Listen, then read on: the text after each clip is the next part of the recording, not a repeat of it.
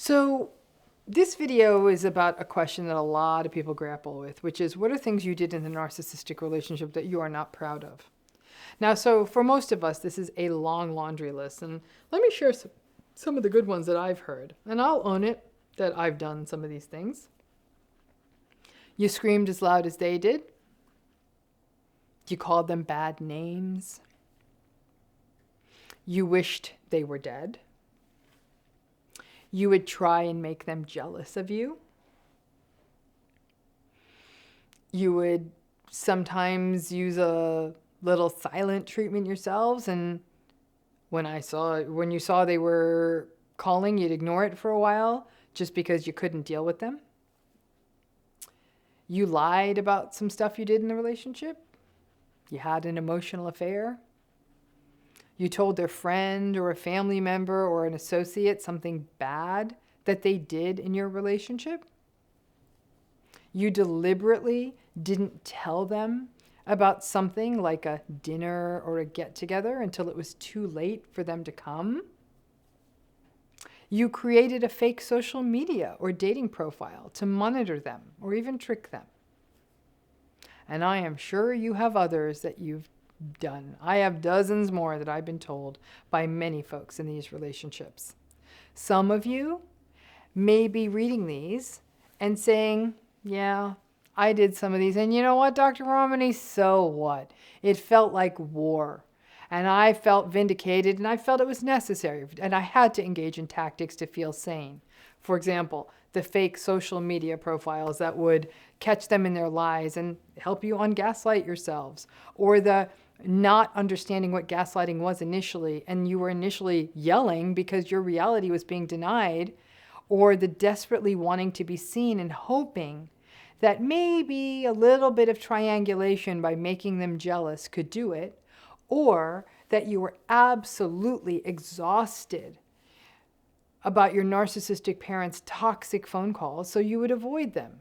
And if you are at a point in your healing and mentally there with this stuff and can contextualize it, and you have some self-compassion, then good. Because yes, this is the problem with survival. Survival's messy. It's never graceful. But a lot of people who have been through narcissistic relationships look back at themselves or currently look at themselves and their behavior and say, oh God, oh, that was not okay. Like, I was not behaving that great either. Or you might even look back and say, who was that? And then you might wonder, if I try to rationalize it, then aren't I as bad as them? Survivors kind of get caught in this feedback loop of, I'm as bad as them. Look at what I did. And then you can get very stuck. So much so that you think, okay, my behavior is as bad as this person that I think is narcissistic. So maybe I'm narcissistic too. And who the hell do I think I am trying to get out or survive? You know the drill. You've been there. And you can get really caught in the space of, well, if I rationalize my bad behavior, for example, my emotional affair, my lies, my yelling, well, isn't that what they're doing? Rationalizing their behavior? And if you get caught in that way of thinking, first of all, good for you, because you have insight and self-awareness and the capacity to self-reflect. So maybe it is not about rationalizing behavior, but understanding it. Most people who look at their behavior in a narcissistic relationship will say, ew, I didn't like me in that relationship. Or I still don't like me because I am in this relationship. So let's break it down. Their behavior is only one part of the relationship. We have behavior in the relationship too. It can help to take a minute and reflect on the why of the narcissistic person's behavior. Why do they do what they do? And you know this. It's to push down their shame, to protect their fragile ego, to pump themselves up. Yes, it is self-protective.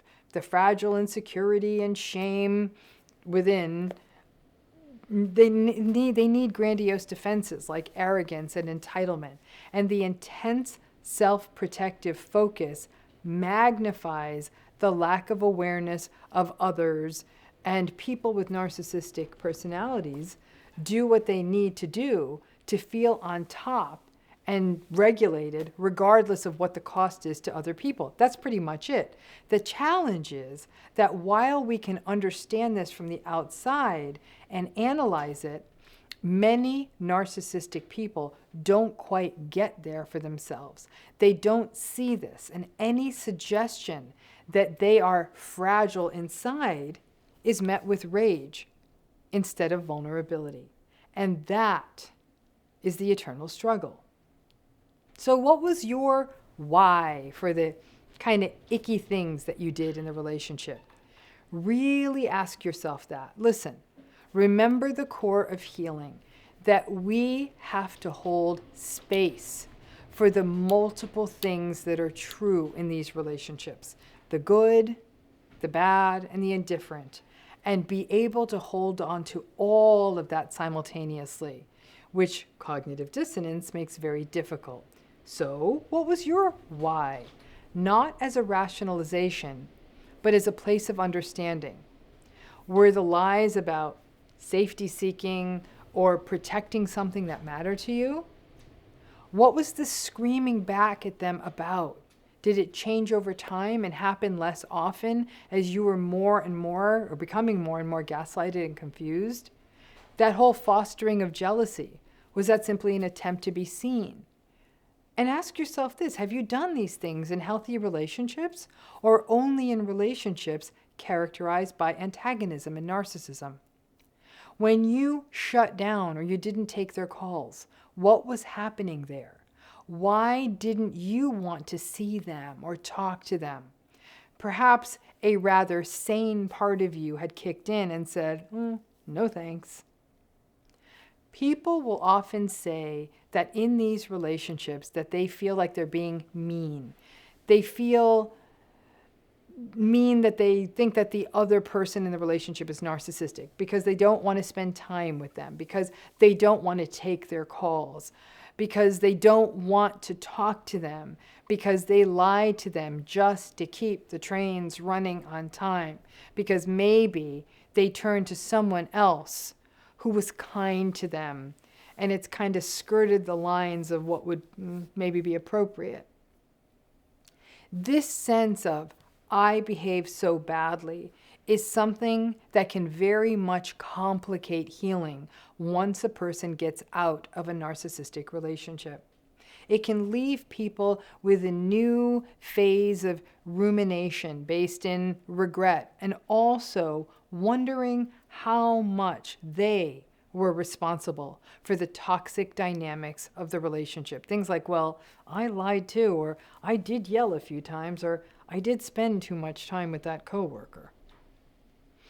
As a therapist who works on these kinds of cases, my role is to hear what happened. And believe it or not, most clients actually don't come into therapy and complain about the narcissistic person for the entire session, or give me a laundry list of everything that the other person in the relationship did wrong.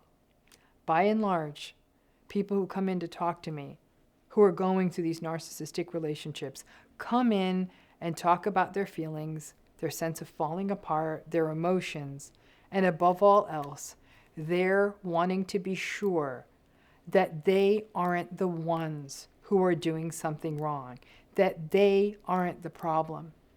They may share a terrible scenario of abuse or meanness or manipulation that occurs in the relationship and represents one of many, many such episodes, but still bring it back to, am I seeing this wrong? Maybe I'm the one who's being unrealistic. Maybe I'm also to blame. After all, I did lie about meeting my friend for coffee. And then when I ask the client, what do you think compelled you to lie about the friend and the coffee? They'll say, she's such a good friend. And he always says such terrible things about her. I just can't listen to this. I care about her so much. I got home at the same time as usual because I didn't take lunch so I could meet the friend for coffee, but I just didn't want to hear my good friend be criticized. Listen, I'm not here to get into the philosophical elements of lying. If you've been through one of these relationships, you know what this is about. A philosopher would say it is still a lie. A trauma-informed therapist would probably frame it in a larger context. Maybe the only way that survivors can set themselves free is to not only keep harping on how terrible their own behavior is, but also to stop focusing on how bad the narcissistic person is, and instead to just keep the focus on the behavior that's happening in the relationships that did not feel good, that did not work, that did not feel safe, that felt like betrayal. Bad person, good person, that's not the issue here. It's what happened in the relationship. Didn't work, that it undercut your trust.